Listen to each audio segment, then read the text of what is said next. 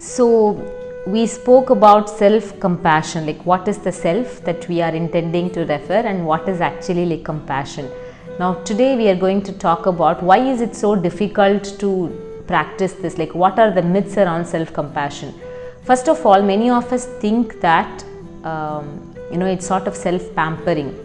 Like self-compassion is not self-pampering. Like people think if you're kind to your own self, then you will not accomplish your goals. We always think we have to be very hard on our own self, and we feel like we use it as like an armor. Like it's basically a pseudo sort of like a wall or armor that we have built around our own self, because we never want to get deeply inside, because we know when we get deeply inside our own self, then you will have to tap into places of discomfort, pain, past experiences and things that you would want to forget. But the point is that unless you really go and explore this inner self of yours, like go and tap into these areas of discomfort, then you will always sort of like use this armor, and you will use self-hatred as a means to achieve things, which is never going to be enjoyable, which is going to add more and more suffering, because in the long run it will only lead to unhappiness and frustration, and that is not what this beautiful life is meant for. So though tapping into this inner deeper self of our own self is going to be painful for a shorter period of time, getting to know this deeper part of our own self is going to help us become more compassionate towards our own self. Like for example, when I look into all the past experiences I have had, the sufferings I have had, it always helped me to understand how much of pain that this soul has been able to take and grow through this pain, and I have become more compassionate towards myself. Now I don't like beat myself up to achieve anything, because I know like that's not the place from where you really want to operate, okay? Because you want to like find much more deeper meaning and joy in whatever that you want to do. So self-compassion, number one, is not about pampering it's not self-pampering. It's not like, don't think that if you love yourself you will not be able to achieve. No,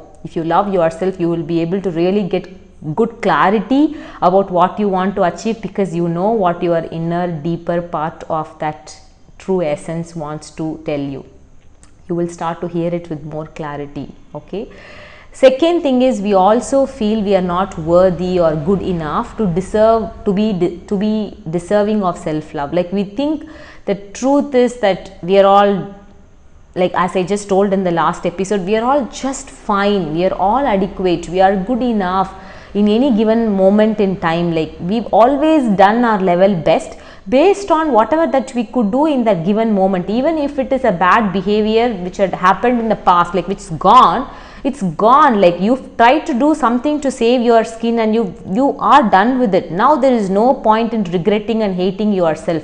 It's about like now looking at that experience and learning from that experience, and not to hate yourself for whatever happened, like, but you should think, okay, I did it because that's out of my own best interest or to save my like whatever somebody, I did it, but now let me look at it from through a different lens, through this lens of self-compassion. So don't think that you are not worthy enough. All of us are worthy of our own self. We are totally adequate and complete in any given moment, okay? Self-compassion is not weakness. That's a third myth that people have. Like people feel that if you love your own self, then that's like that's like weakness, and that's not. Self-compassion is a strength. It's the greatest strength that you can possess, and you will feel, it will help you feel so self-empowered, without comparison, without any resentment, without anger, without jealousy, because most often our sufferings come from the place of comparing our lives with others. Looking at the Insta and the Facebook photos of someone with all the filters, like it's come out with all the filters. You look at the FB photo of a happy couple roaming the world, and like there are untold stories and photos of happy families and workplaces where everything looks perfect, like like the happy ending in a movie. you have to drop the need to compare your lives with others and only take inspiration from what matters the most, because everyone is fighting a battle that is known or unknown to others. Most often all of us are fighting a battle that is unknown to many, and so whatever that you see like on the external projection, like the outside, is actually like it's just a small snapshot. Okay, it doesn't tell you the whole story, and you need not imagine the story, you need not judge the story. Nonetheless, you need not compare your life with that whatever that little snapshot that you have seen, and you should not think unworthy of your own self, because most often our suffering comes from this place of comparison and anger and resentment and jealousy. So the moment you stop that and you only look at what matters the most in your life will progress with the love that you have for your own deeper inner self. When we do not love ourselves, what happens, we give our voices and opinion to others. Okay, all that you have is others' opinion, because you never know first who you truly are from deep within. And what happens in the long run, which happens unfortunately to many, we lose the blueprint of our soul in the whole process, and then we forget who we truly are. And self-compassion is not self-pity either.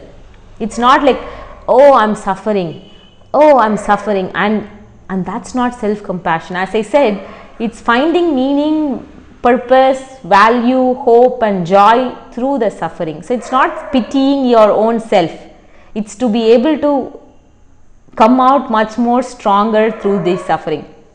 And self-compassion is not self-boasting. Okay, like Robin Sharma says, Ram syndrome, world revolves around me syndrome. Some people think that the entire world revolves around them. They think that they are like the super perfect human beings on earth and everybody else is flawed.